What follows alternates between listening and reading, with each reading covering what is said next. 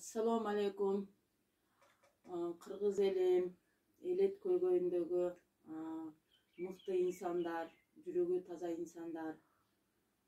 Мен сиздерге кайрылуумдун себеби ушул эже кечеги түнкү кечки саат 8-9 чамаларында Кара Суунун 3 сотрудниги ушул кемпирди мечит берген бир төшөнчү бир жууркан менен алып келишти машинага салып.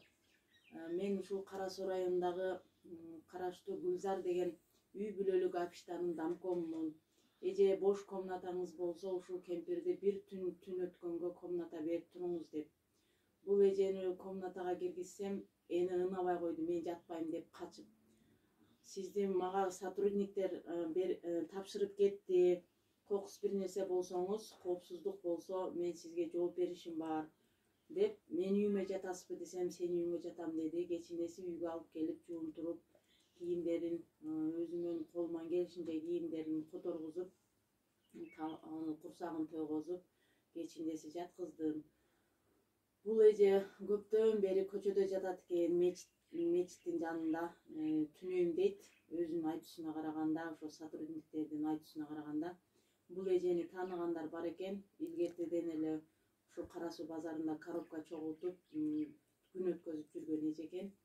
Өзгөнүн ири суусунамын дейт, өзүнүн айтуусуна караганда. Мен тааныбайт экенмин, биринчи жолу көрүп атам. Кайдыгерлик карабай, урматтуу биздин президент Сооронбай Жээнбекович. Биздин жүрөгү таза, колунда баары инсандар көп. Ушул энеге окшогондорго жардам берип койсоңуздар жакшы болмок. Мен өзүм жардам берейин десем, өзүм батирде турам. Үйүм жок, 4 балам менен. Ушу оюмда турат, колумдан келбей жатат. Ошон үчүн сиздерге мен кайрылып жатам. Бул эже биринчи эле жолу эмес менин үйүмдө. Менин үйүмдө бир буту жок. Эжелерди карап жүрдүм. Колумдан келишинче жардам берип жүрдүм. Менин жүрөгүм чыдабайт экен. Сиздерден суранам, ушул эжеге жардам берип койсоңуздар.